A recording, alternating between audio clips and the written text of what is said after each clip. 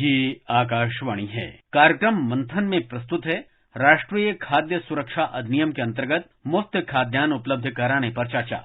इसमें भाग ले रहे हैं राजनीतिक विश्लेषक शेखर अय्यर और आकाशवाणी संवाददाता निखिल कुमार।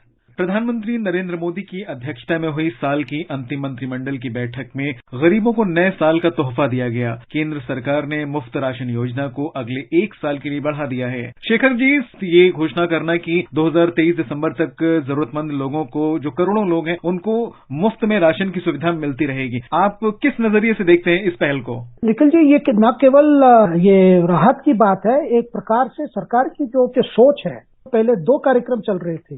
एक तो आपके राष्ट्रीय खाद्य सुरक्षा अधिनियम की अंडर में एक कार्यक्रम चल रहा था, और दूसरा कोविड के आने के समय से ही एक दूसरा जो चल रहा था वो है प्रधानमंत्री गरीब कल्याण योजना के माध्यम से भी दिया जाता था। उसमें 5 किलो मिलते थे, इस पे भी 5 किलो मिलते थे।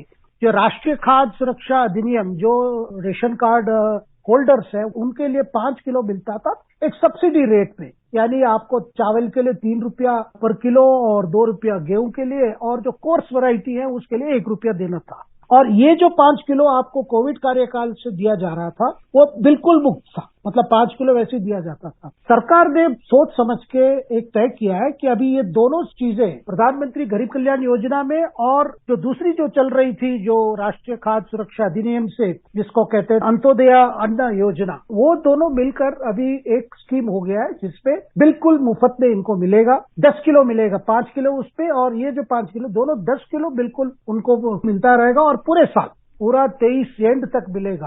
देखिए, सरकार की उद्देश्य यही है कि कोविड अभी समाप्त हो गया। ठीक है, अभी चाइना में एक वेरिएंट को लेकर थोड़ी चिंता है, इसलिए थोड़ा दोबारा कहा जा रहा है प्रोटोकॉल पहनिए वगैरह वगैरह, वो सब है। लेकिन ओवरऑल अगर आप देखेंगे हमारी इकोनॉमी फिर बैक टू ट्रैक आ गई है। तो सरकार चाहती है कि लोग अपने अपने काम पे लौटे, अपनी इकोनॉमी फिर फुल स्पीड पे शुरू हो गई है, और लोग ये ना चिंता करें बस 10 किलो मिल रहा है तो हम इसी के लिए कहीं ना जाएं, घर पे ही रहे, ऐसा ना रहे। सरकार चाहती है कि जिनको काम पे वापस जाना है काम पे वापस जा सकते हैं, और ये निश्चित रहे खाद्य सुरक्षा को लेकर कोई चिंता नहीं, वो कहीं भी हो आप, मतलब उनको ये मिलता रहेगा, कोई दिक्कत नहीं है। ये बड़ा मैसेज है इसमें। दूसरी बात, इसके लिए जो खर्चा होगा, देखिए उसमें भी खर्चा हो रहा था, इसमें भी खर्चा हो रहा था। एक प्रकार से खर्चा को इन्होंने ऐसा सोचा है कि खर्चा हो 2 लाख करोड़ का खर्चा होगा, लेकिन उन गरीब परिवारों को जाएगा जिनको बिल की जरूरत है, मतलब टारगेटेड लाभार्थी। इसलिए ये कार्यक्रम पूरा सोच समझ के सरकार ने ये तय किया है। शेखर जी, अभी आपने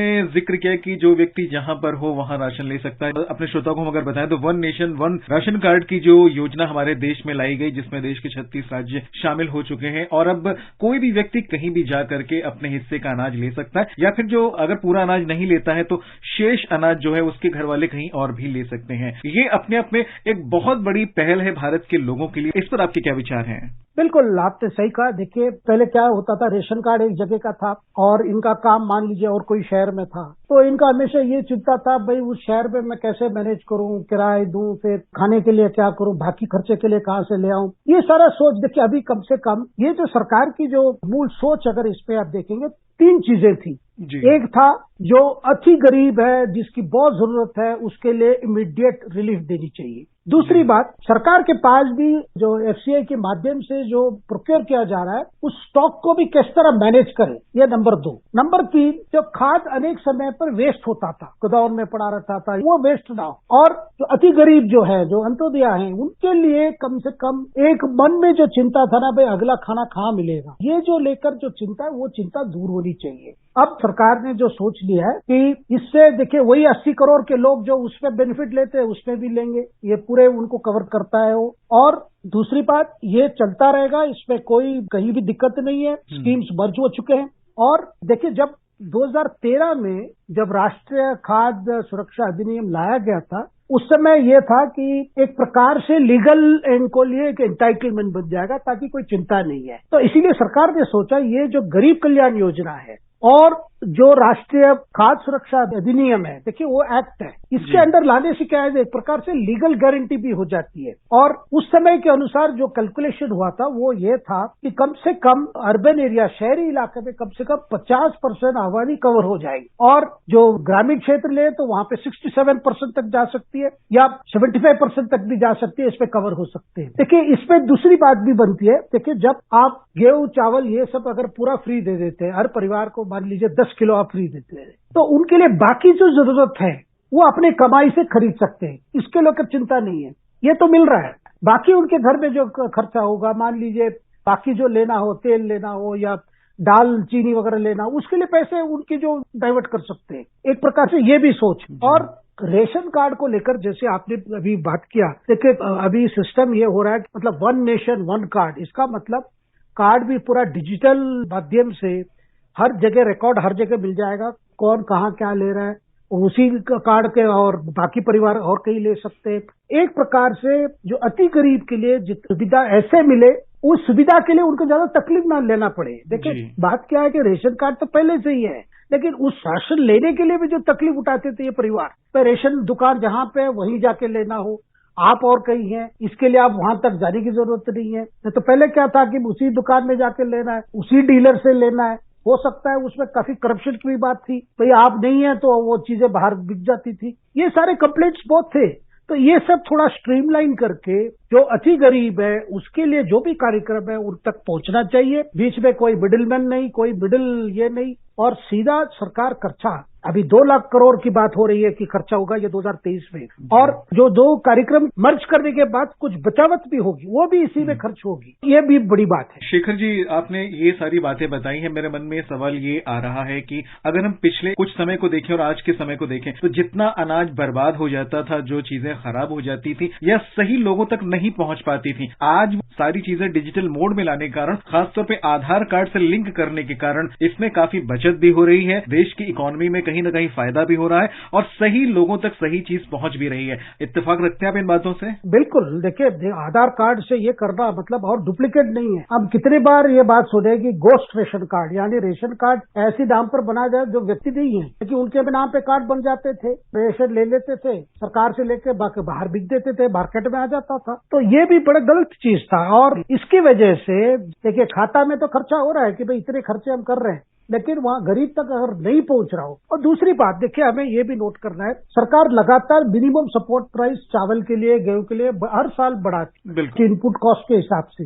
अगर आप कंपेयर करेंगे पिछले 8 साल में पहले क्या रेट था और आज क्या रेट है, जब आप एमएसपी दे रहे हैं और गेहूं का प्रोक्योरमेंट हो रहा है, वो ठीक तरह से हो, गोदाम में ठीक तरह से रखा जाए और ठीक समय उसकी डिस्ट्रीब्यूशन भी होनी है, वितरण भी होनी है। अगर ना हो तो वो खराब हो जाता है कभी बारिश में। तो वेस्टेज रोकने का भी एक बड़ा कारण है जो अन्न योजना में, ये सोच भी सरकार में है ताकि जो स्टॉक आता रहे वो स्टॉक डिस्ट्रीब्यूट होता जाएगा। और दूसरी बात, ये जो सरकार ने अभी जो बना दिया, कोई राज्य सरकार पे कोई बोझ नहीं है, पूरे खर्चा सरकार उठा रही है। क्योंकि पहले क्या होता था, ये जो 3 रुपया 2 रुपया 1 रुपया वाला, उसमें कभी कभी राज्य सरकारों को ये था भाई हम ही ये कर रहे हैं, सब कुछ हम कर रहे हैं। लेकिन अभी कोई भ्रम नहीं है, सीधा केंद्र सरकार की खर्चा है, राज्य सरकार पे कोई बोझ नहीं है, राज्य सरकार को कुछ नहीं करना है, केवल इसकी प्रॉपर इम्प्लीमेंटेशन पर नजर रखना है जी। और इससे जो बचत होगी राज्य सरकार, वो और दूसरी चीजें पे भी उसको इन्वेस्ट कर सकते हैं। पूरे के पूरे ये 100% सेंट्रल सब्सिडाइज्ड कार्यक्रम है, ये एक बड़ा मैसेज है ये इस पे। शेखर जी, थोड़ा सा भारत से हम बाहर निकल करके अगर देखें तो यूक्रेन रशिया का जो कॉन्फ्लिक्ट हुआ, और यूक्रेन चूंकि एक ऐसे देश के रूप में भी जाना जाता रहा है जो खाद्यान्न की आपूर्ति बहुत बड़े पैमाने पर करता रहा है, ऐसे में जब युद्ध के दिन हुए, संघर्ष हुआ, तो खाद्यान्न की आपूर्ति पूरे विश्व में प्रभावित हुई थी। लेकिन ऐसे में भी भारत के अंदर खाद्यान्न की किसी भी तरह की समस्या नहीं हुई, तो इसका पूरा श्रेय भारत सरकार को ही जाता है कि भारत सरकार ने इस तरह की व्यवस्था कर रखी कि देश में खाद्यान्न की कोई समस्या न होने पाए, कोई परेशानी ना हो और प्रत्येक व्यक्ति तक खाद्यान्न सुनिश्चित हो, देश में कोई भी व्यक्ति भूखा ना सोए। सरकार के बारे में आप क्या कहना चाहेंगे इन पहल के लिए? इसमें देखिए काफी प्लानिंग है, प्लानिंग और एग्जीक्यूशन भी। अगर आपको ये खाद्य पदार्थ ठीक जगह पहुंचना है, उसकी सप्लाई नेटवर्क क्या है, उसकी लॉजिस्टिक्स क्या है, डिमांड क्या है, रिक्वायरमेंट क्या है, कहाँ से आएगा, कहाँ जाएगा, इस पर काफी केंद्र सरकार ने काफी काम किया है। इस पे काफी लॉजिस्टिक्स पर भी काफी ध्यान दिया गया है, जिसकी वजह से कहीं आप ये रिपोर्ट नहीं पाएंगे कि कहीं पे शॉर्टेज है। आप कश्मीर से लेकर कन्याकुमारी तक चले जाइए या असम से लेकर यहाँ द्वारका गुजरात, खाद्य पदार्थ को लेकर कहीं भी कोई शॉर्टेज नहीं है। इसका मतलब जो कॉमर्स है, जो ट्रेड चल रहा है वो भी, और दूसरी जो सप्लाई, जो लॉजिस्टिक्स की बात कर रहा हूँ, इस लॉजिस्टिक के लिए कई एफसीए गोडाउन से लेकर राज्य सरकार की गोडाउन हो, केंद्र सरकार की गोडाउन हो, ये सारे वेयर हाउसेस कैसे, और सरकार ने भी ये जो इंफ्रास्ट्रक्चर की बात की, कृषि क्षेत्र में जो इंफ्रास्ट्रक्चर, वहां भी कोल्ड स्टोरेज की भी बात हो रही है कि नेटवर्क ऑफ कोल्ड चेन में होनी चाहिए, मतलब कोल्ड स्टोरेज की चेन में होनी चाहिए, नेटवर्क होनी चाहिए, ताकि जो बात बार बार कहा जा रहा है कि भाई खेत से लेकर गोदाम तक जो लॉजिस्टिक सप्लाई है उसमें कहीं रुकावट नहीं होनी चाहिए, और सीधा जाके जो ग्राहक के पास, या विषय पर हम बात कर रहे हैं जो गरीब परिवार है, गरीब परिवार इतने गांवों में, दूर दूर इलाके में है, वहां तक पहुंचना ये अपने आप में एक बड़ा चैलेंज है, एक लॉजिस्टिकल चैलेंज। बिल्कुल।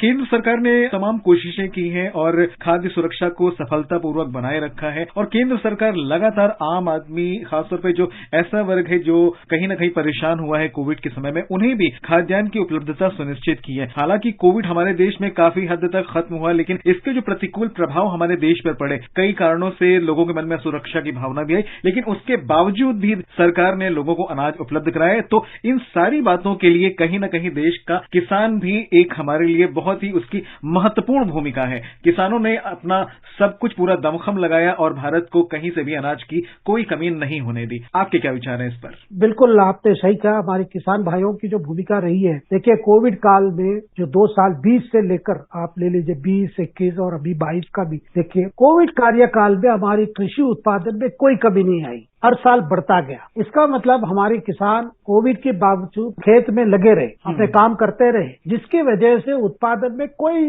असर नहीं पड़ा। ये एक बड़ी बात है। दूसरी बात, ये जो सोच हुआ कि भाई हमें ये गरीब परिवार को मुफ्त पे क्यों देना चाहिए। देखिए, कई जगह पर जब कोविड की जो पहली जो शुरुआत हुई, अब तब तक उस समय सारे रिपोर्ट्स आने लगे कि परिवार के साथ लोग अपने पलायन हो रहे हैं, क्योंकि वहां पे नौकरी नहीं है, कई फैक्ट्रीज बंद हो गए, कई कॉन्ट्रैक्टर ने उनकी कह दिया भाई अब छुट्टी है, जाओ। तो ऐसी स्थिति में सबसे सोच यही था, जो लोग अफेक्टेड थे वो उनकी सोच थी भाई मैं अपने बच्चों को कैसे खिलाऊं, मैं परिवार को कैसे खिलाऊं। ये पहला सोच था, जिस सोच को सरकार ने बहुत संवेदनशील से, मतलब इतनी सेंसिटिविटी जो बात है, इस प्राइम मिनिस्टर मोदी लेवल पर इसको सोचकर ऐसा तय किया गया, कम से कम हर परिवार को, वैसे तो रेशन कार्ड में जो जिनको मिलेगा, लेकिन 5 किलो ऐसे मिलना चाहिए, और 5 किलो एक परिवार जो 4 सदस्य परिवार हो, उस परिवार के लिए एकदम सफिशिएंट है। और कम से कम ऐसे 80 करोड़ परिवार, मतलब आप सोच लीजिए इतना बड़ा डिस्ट्रीब्यूशन कार्यक्रम विश्व में कहीं नहीं है। जैसे हम बार बार अपनी वैक्सीन की बात करते हैं, भाई मास इम्यूनाइजेशन प्रोग्राम, वैसे मास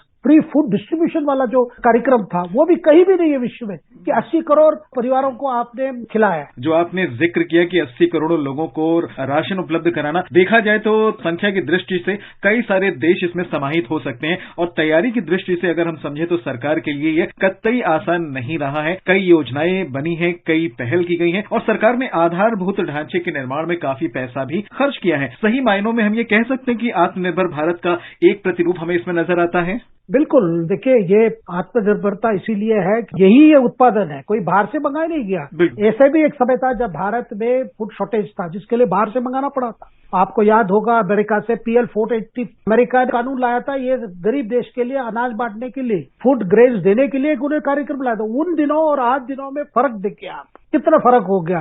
पिछले 40-50 साल में भारत बदल गया, और खास करके पिछले 8 साल में जो परिवर्तन हुआ है, जो स्ट्रीमलाइनिंग हुई है, ये सबसे इम्पोर्टेंट बात है। इस सरकार ने सोच लिया कि कहीं वेस्टेज नहीं होनी चाहिए, कोई भूखा नहीं सोना चाहिए, जहां भी उत्पादन हो, उत्पादन के लिए किसानों को ठीक मूल्य पर मिलनी चाहिए, और उनकी खेत से लेकर गरीब के थाली तक पहुंचने में जो जो चीजें जिसको स्ट्रीमलाइन करना है, जिसको प्रॉपर तरीके से करना है, और साथ पे जहां आधार कार्ड की बात आपने पहले भी जिक्र की, उसका भी बड़ा भूमिका रही है कि बिना आधार कार्ड आप क्या होता था, केवल खाते में ही था कि इतने लोगों को हमने दे दिया, इतने लोगों को हमने बांट दिया, इतने लोगों को ये कर दिया, लेकिन वास्तविक गरीब परिवार तक पहुंचता नहीं था। तो वो सारे चीजें स्ट्रीमलाइन करके एक प्रकार से हम कह सकते हैं कि कालाबाजारी इस मामले में बिल्कुल आप कह सकते हैं वो रुक गई है। शेखर जी, चर्चा के लिए, तमाम बातों के लिए हम आपका शुक्रिया अदा करते हैं। हमसे बात करने के लिए आपका बहुत बहुत धन्यवाद। बहुत बहुत धन्यवाद। अभी आप सुन रहे थे राष्ट्रीय खाद्य सुरक्षा अधिनियम के अंतर्गत